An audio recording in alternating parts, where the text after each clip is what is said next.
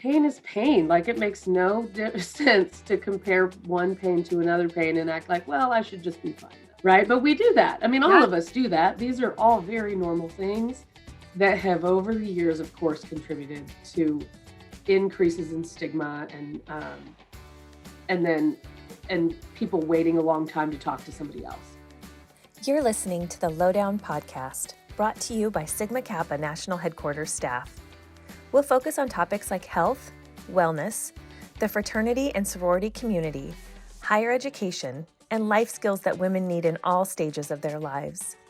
We'll also feature stories from inspiring and empowering Sigma Kappas.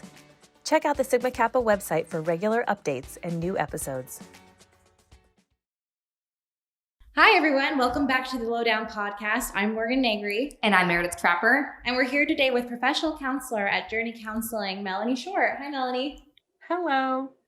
Thanks so much for joining us today. Yeah, so in honor of Mental Health Awareness Month, we wanted to bring Melanie in to talk through some of the questions that we have about the stigma around mental health and get her perspective as a professional counselor and as somebody that, you know, deals with this kind of stuff every day. So Melanie, what are the negative effects of stigma around mental health? Yeah, stigma is this thing that is really, it's so negative and it really affects people in a lot of different ways. So I looked up before doing this, the definition, right? Stigma, it's a mark of disgrace associated with a certain condition or circumstance or person. And so I'm like, a mark of disgrace, how terrible, right? Right. We all want to avoid that. So how that affects us really negatively is that research tells us that it takes people about 8 to 10 years. They'll suffer with some sort of mental health disorder for 8 to 10 years before they seek any help. Wow. On average. So that's an average. So an average of a decade of my life, I could be like struggling along. And the main reason people say that they don't get help is because of stigma. That's the number one barrier for people getting the help that they need. And so that's a long time to suffer because of basically what I worry other people might think of me. Right. You know, Absolutely. like how terrible. That's a lot of power somebody else's maybe potential thoughts have over me. Yeah, 10 years. That's a horrible number to like think through. And like, you know, Right. it's every day you're like going through, oof. Well, especially when you compare that to something physical. Yeah. You know, if you have a broken arm, for example, you're not going to sit on that for a week usually, let alone 10 years. Hopefully you won't sit on that for 10 minutes. Nobody's going to worry about getting judged for their accidental broken arm. Like no one worries about that. They're immediately going to the doctor, right? And so the idea of, you know, decreasing stigma, the goal, of course, is to make it okay for people to see a mental health provider or a wellness person or attend a support group or something like that at the very first sign that they're struggling with something, rather than what we see is that by the time somebody comes to see me, sometimes they've got like multiple things going on because they've just piled up. Sure. Because maybe in the beginning they were having some anxiety, and had they come in the beginning with just that anxiety, that's so much easier to treat just by itself, right? Then now I have anxiety and I'm not able to go to work because it's so crippling, and I'm irritable all the time at home and I don't have any capacity to parent my kids or to, you know, be a spouse or any of that stuff. And so it just, things compound so much. And also with stigma and really, I mean, things that we think other people think about us, if it's negative, sometimes we will then take it on as if that's fact. And Sure. so then our negative self-talk contributes to the stigma too. It's really hard to fight that, right? We'll then take it on as, yeah, there's something wrong with me, instead of normalizing that, like, there are going to be lots of struggles in life. You cannot get away from that. And that's normal. All of us have that.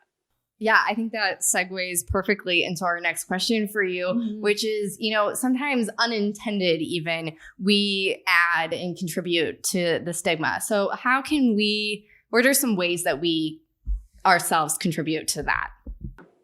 Yeah, sometimes, well, one of the great ways that we do for ourselves individually is that negative self-talk. We will take it on as fact, potentially, if we think somebody thinks something negative of us. We'll make it seem as if that's absolutely true to ourselves. and that's like inherently bad or wrong about us, unfortunately. And then we'll use that in our language. So sometimes, I mean, words are important, right? We say things very flippantly all the time, right? Like, oh, she's just going crazy, or oh, I lost my mind that day, or I'm losing my mind, or I'm just going to kill myself. Like, how many times do people say that? Like, I just want to die or whatever. But if you know somebody, or if you have been affected by illnesses that actually cause those thoughts, right? Yeah. Or if you've ever lost someone to suicide because of depression, right? Those things hit home more. Like that's harmful. That's hurtful. And it minimizes the impact of what our mental health, contributes to our lives. So minimizing other people's struggles or minimizing our own struggles, those are also some things that like we don't mean to do. We're not trying to cause anyone harm. We're not trying to cause ourselves harm, but it does kind of minimize it. We also compare ourselves to others a lot. Yeah. So like, maybe my mental health problems aren't as bad as her mental health problems. And so that makes me feel better. But it's like all that does is keep everybody quiet anyway, because we're comparing and judging. Sure. Yeah. Or even on the flip side, sometimes I even find myself being like, well, I shouldn't be complaining about this because other people have way more important issues to be worried about. Yeah. Right. Like, yeah, like, well, I don't have it that bad, so I should be feeling fine. But I'm like, yeah, but are you feeling fine? Because it doesn't seem like it. So it doesn't really matter. Because you know what? Pain is pain. Mm-hmm. Like, pain is subjective, and pain is pain. Like, it makes no sense to compare one pain to another pain and act like, well, I should just be fine then. Sure. Right. But we do that. I mean, all of us do that. These are all very normal things that have over the years, of course, contributed to increases in stigma and people waiting a long time to talk to somebody else. Yeah. And maybe we just need some extra tools. Maybe we need some extra support during a certain period of time in our life or whatnot. And sometimes there's no rhyme or reason to why. People are like, I don't know why I'm so anxious. And I'm like, well, maybe it's just because you have an anxiety disorder. Like, maybe it's not because of a particular thing. Maybe it's just because of that. Yeah. I think as a culture, we like to have answers for why things happen and why we are the way that we are. Like, we absolutely do. Or like, well, I shouldn't be depressed today. It's a nice day out. It should be great. And I'm like, yeah, but you have depression. So like, if you have a depression, you will have depressive episodes. And we can help with different coping tools. And there's lots of treatment techniques, right? Like lots of things we can do to help that. But the first go-to is always to shame ourselves or to act like we should be doing better than we are. And so that's the part that contributes to the stigma. Yeah. Man. Yeah. That's really good. That's good to keep in mind. That's good to like use moving forward. Like, I'm like looking back and all the times that I've like minimized like that sort of thing. And it's sort of like, oh, the more you contribute to that, the more it gets out of hand and the more like people don't want to come to you or don't think I think it's more like, oh, like it's not a big deal. Like, it's everybody feels this way or I can just deal with it or cope instead of actually reaching out. And there is such a thing, like a lot of people, right? Like you're with Sigma Kappa. So a lot of you are high achievers. You all are in college, right? Like we think that if we're high achievers, if we're doing well, if we're, there's a lot of pressure around that and that we're not allowed to struggle. Yeah. But the fact is like during college years, like going through those years is like constant change. You're figuring out how to be independent versus maybe some people are still kind of dependent on their parents too, right? Like, and so there's a ton of change and shifts. Of course, people are struggling with that. Yeah. Like, of course. I'm just like, yeah, like what? That's the normal, actually. Like normal is to struggle through that. But we think it's abnormal. We treat it like it's abnormal. Right. Yeah. So talking through that, like what are some of the ways that we can actually contribute to the solution then? Mm-hmm. So kind of some big picture things. I do want to say, I want to give a little shout out to y'all and, because generationally there are differences and I see it all the time. Because of what I do, I see people in different generations. My older adults or boomers or even people my age, I'm 40. So like even people my age are kind of the sense of like, just pick up yourself by your bootstraps and like, we don't talk about it if we're struggling, right? Right. And it's hush hush. So I'll see clients in those age groups come in and they don't really talk about it with people that they're in therapy. And that's like, the norm is that they might walk in with like their hood up and their sunglasses on because they don't want anybody to see them, right? But then I have people who are young adults or older teens who are like skywriting it that it's in therapy, and they'll literally post quotes that I say on social media to all of their friends. And they'll be like, my therapist, Melanie Short, said this, right? Like, so it's so interesting, the differences, because there's pride associated with it. And so I just want to say that there are changes happening, and there's a lot of people a part of the solution already. And so there's a lot of good things happening. And I love seeing that, because I'm just like, I mean, it's just so great that people are like, yeah, I mean, my friends see a therapist, I see a therapist. People are starting to normalize it. But what that creates is this struggle between the generations, because guess what generation the parents are in, right? And so there can be a struggle. So that's where a lot of the work can be done, right? So those are like big picture work can be done by increasing conversations around this. So younger folks increasing the conversations with their parents, with their extended family, with faculty, alumni. There are systems in place that were built by people in older generations. Sure. And a lot of those systems have a lot of merit. A lot of parts of it are great, and they're there for a reason, but there can be things that can be shifting and changing, right? We want to change the whole schema around that. And so that's part, and the first step is to start having conversations around it, right? Changing our language around it, which is what I've seen starting to happen. So more of that is a great thing. I highly advocate that, because it can be really challenging to have to function within, even a family system when there's other people who look at things differently than you. Sure. Yeah.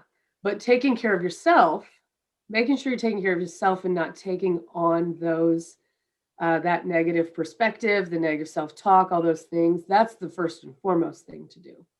Take care of yourself, because then it makes it easier. You have more of a capacity to exist and have those conversations in those systems with the people who are kind of like, yeah, but it's been the same for 50 years. And so it should just stay the same because that would be easy for me, right? Instead of challenging what they used to think was true.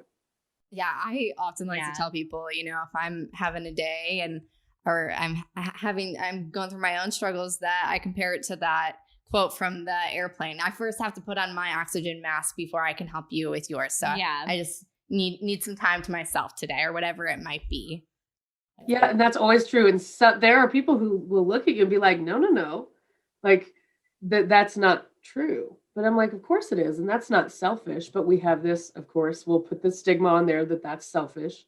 Sure. Taking care of myself. But I don't have the capacity. I mean, as a therapist, if I don't take care of myself, I don't have the capacity to take care of others. On those times where I am overstressed, overworked, whatever it is, because contrary to common belief, I do not have all of my stuff together, just like, like I certainly struggle too. So there are times where it's like, if I'm not at capacity, I can tell a difference. I'm fatigued. I'm less empathetic. I'm less compassionate. I'm less present. And I don't like those days. That doesn't feel good at all to me. Sure. And so, yeah, always taking care of yourself. And for anybody who's a mother, I always tell people, because they think, they're like, my first priority is my child, right? And I'm like, nope. Your first priority, your number one job in your life now is to take care of your child's mother. That's your number one. I love that. Yes. Your child needs you. Your child needs her mother or his mother, right? And so, and everybody's always like, wow, I can't believe, like, that's just like, it just challenges that idea. Like, oh, the baby's priority. I'm like, the baby's important. Yes. Very important. We want to do that too. But if you don't take care of yourself, then you got nothing left. Sure. Yeah. Then how could you take care of? That's great. I really like that a lot. Yeah. And, I think in houses, and I don't know, you two could speak to this more than I could probably, but in some of the sorority houses, I'm hearing that there have been shifts that have been happening. And so I just advocate more of that, or they're talking about like reimagining spaces and things. Yeah. You know, we were just talking about that earlier. We actually, in our office here in Carmel, we do have a mental health pod. And so it's something that it's provided through the National Housing Corporation. And they have tried to open that up to anyone who wants that in their space. And Casey could definitely, our executive director for the National Housing Corporation, could definitely speak more on that. But it's awesome. It's just a space for people to go if they need some time to themselves, or if they need to have a conversation with another member or an advisor or whatever it might be. I think there's some tools and resources in ours that are like the fidget spinners and the white noise and some things to do that you can just go in there and take a minute to yourself or however long you need. The equivalent of going on Do Not Disturb, but in real life. This is absolutely that's one of the things I've heard of. And I think that's great. So it's kind of like those kinds of initiatives, making sure everybody knows about them and really encouraging people to utilize them, because our space, where we live, what's around us, very, very important. And it also just is like, hey, this is a normal thing, like that you might need some alone time, or you might need maybe you have a telehealth meeting with your therapist in there, or you want to have a tough conversation with a peer. It's normal. We're going to go in here and be in private. Rather than, we're going to avoid this because everyone will hear it if I'm in my room, or whatever. And so. Sure. Well, and it's nice too that there really are those designated areas for multiple reasons, because here, if you're in the office and you need some time to calm down or take a minute to yourself or just breathe and relax, or maybe not answer the phone, you can go in there and everyone knows, not to disturb you, that you're taking time for yourself and that you'll be available again when you're ready. And so that's so awesome to be even in a work environment that makes that a priority. Mm-hmm. But as on a college campus, absolutely, like you mentioned earlier, you're going through all of these changes. You absolutely need a space for that. Yeah, I think back to when I was in college, and I just remember like not feeling good 99% of the time and not being able to really like function well. So do you like think back, like if we would have had those resources, if it was like, I graduated 7 years ago, nobody fact check me. Thinking through that, like if we were able to have dedicated space and like, or even like have like that respect around it, how much better that experience could have been. I don't know. I think that's so important. Right. Yeah. And it just, if things like that are already in place in a workplace or in a home, it just normalizes it for the new people coming in. Like, this is how we do things. Like, we allow people to take time for themselves. We're normalizing the idea that you're allowed to have alone time. You're allowed to have privacy. You're allowed to take breaks. We come from this culture that it's like, there's no breaks. We don't do breaks, right? Right now, I just can't even believe the difference in whatever, more than 20 years since I graduated, but like high school, how different it is now, all the pressures. It's like, oh, you got to take all the AP classes and you probably should be in at least 3 sports and a club sport and all the things. And then you have to know where you're going to go to college when you're like a junior, and what you're going to do for the whole rest of your life. If I had, I can't even imagine what I'd have done if I had to choose for sure when I was like 18, what I was going to do. But that's so much pressure. Right. Yeah. Always pressure to do. You just have to be productive and do all the time. And I'm like, oh my, we're just running ourselves ragged and getting sick all the time, right? Physically sick, because our mental health isn't separate from our physical health. It's actually the same thing. Right. Yeah. Talk about like a mind-body connection. It's all the same. It's your mind is your body and your body is your mind. And so if I have stress or trauma or anxiety or depression, I feel it in my body. It will literally cause ailments in my body. Mm-hmm. It's all the same. Yeah, that's such a good point. Like, no, I know exactly what you mean. I know I could totally go off on tangents and talk about that stuff all day long. I'm like up on my soapbox, but it's just so important. And I think it's been neglected for way too long. Sure. Yeah.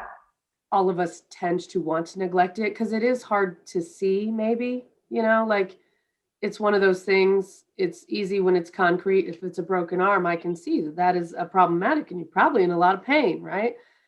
But if you're in pain for some other reason, we learn how to mask it really well. Yeah. And we don't readily say it. Sure. Yeah. Unfortunately, we're much more likely to minimize it. And we get uncomfortable when other people talk about it sometimes. And so that makes other people minimize it. That's another way that we can be a part of the solution, right? Is like making it okay for others to talk to us and relate to it.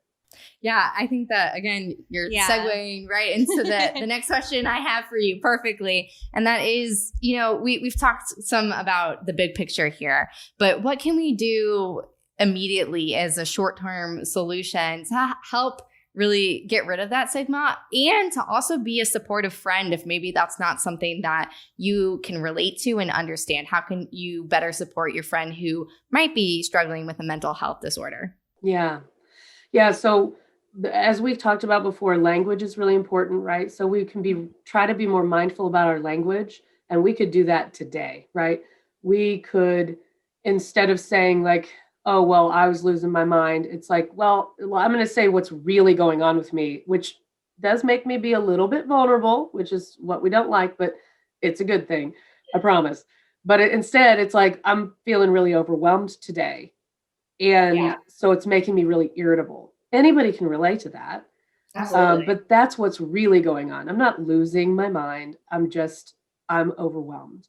Or, oh, she's going crazy, right? Well, she's really struggling with something right now, or she's struggling with all the changes that she's going through. That is so much more person-centered. That's really appropriate. And it's really saying what's truly going on. So kind of adjusting our language to what's real right now is good.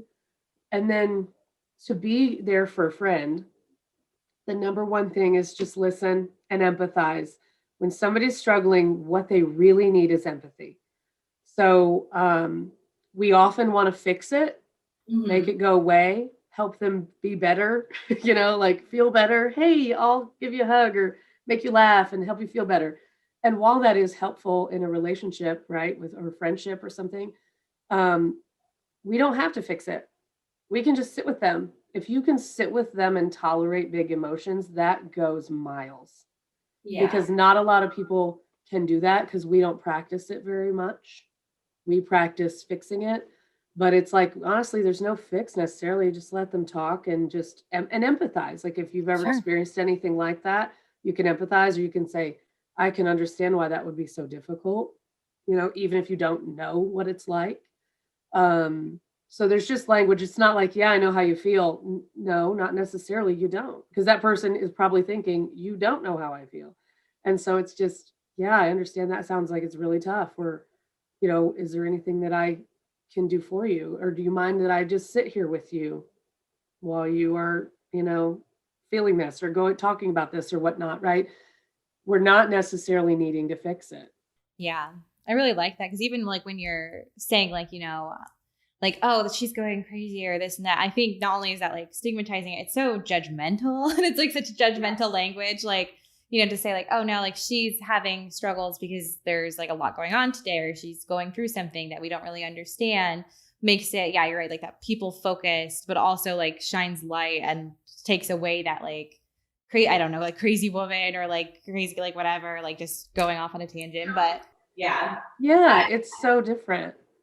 It just feels different. Yeah, absolutely. Well, like, yeah. And then when you're trying to be more mindful, or you actually say how you're feeling, I've found, even with myself, that people actually appreciate that when they are genuinely asking me, hey, how are you doing today? Instead of just going, oh, well, I'm good, or I'm okay, and then moving on. Yeah. They appreciate when you stop and say, no, this is actually how I'm feeling, and this is why. So I think, to your point, trying to normalize that and being comfortable and being vulnerable with friends and those around you. Yeah. It is. That's really the biggest thing that you can do immediately.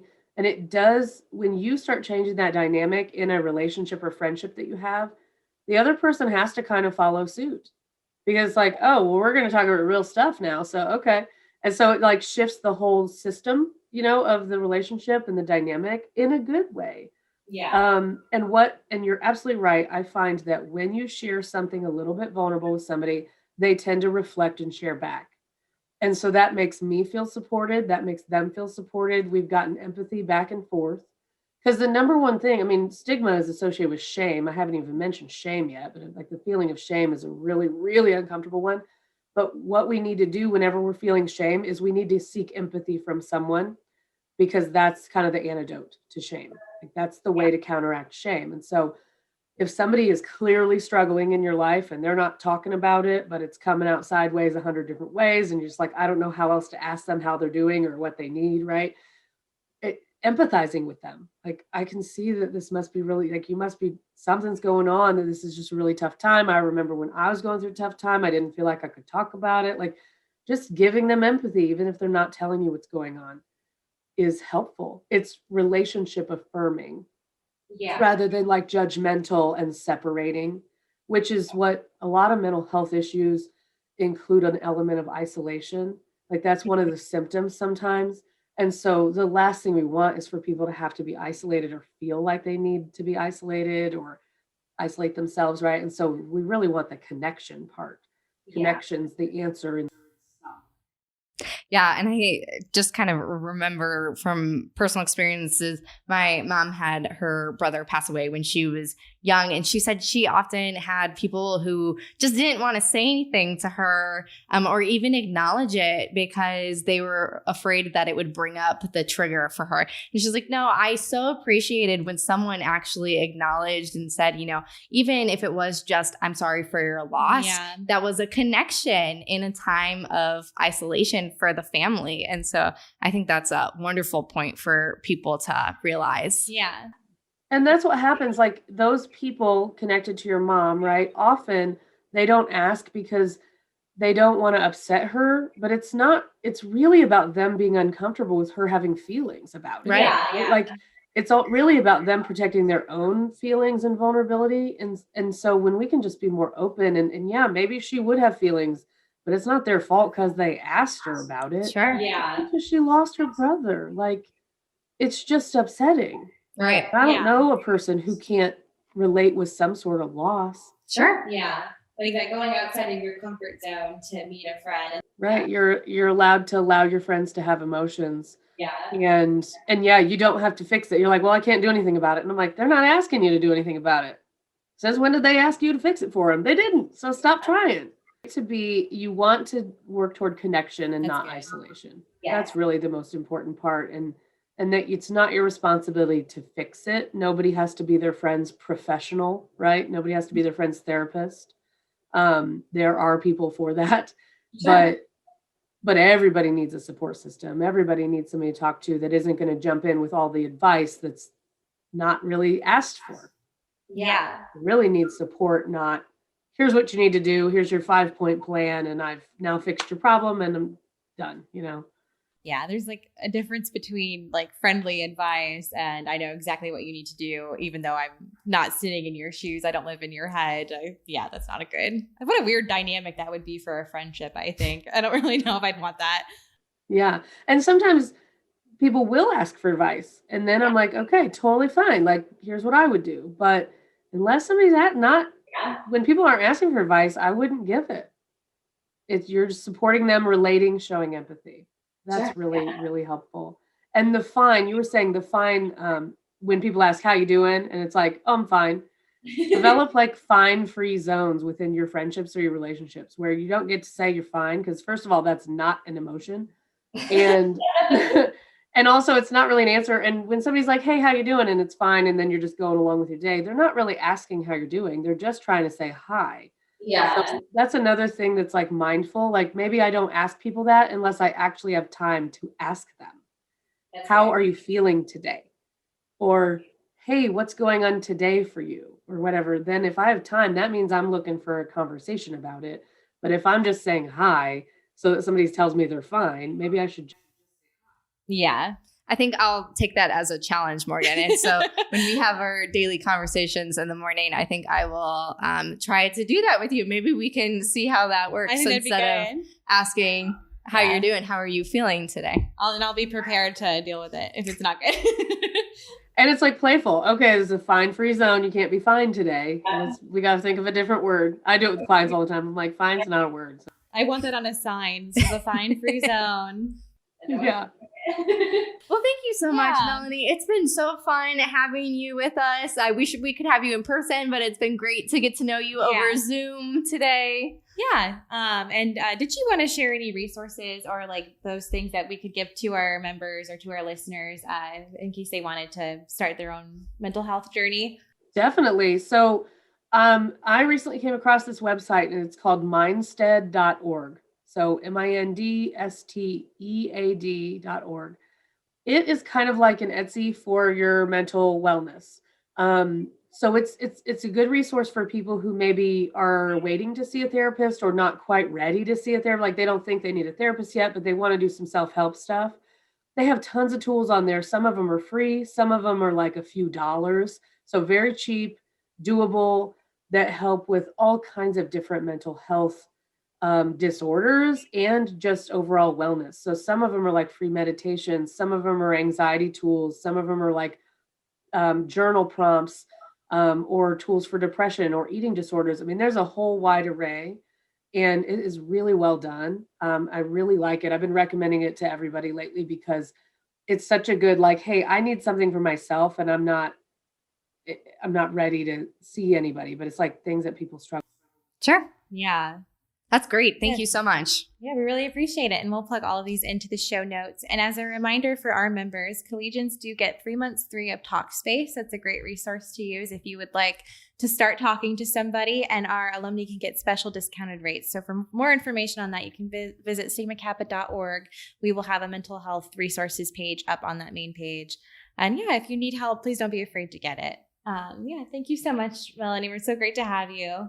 My pleasure. Thanks for having me. This was so much fun. Yeah. Okay, well, be mindful this week and goodbye, everybody.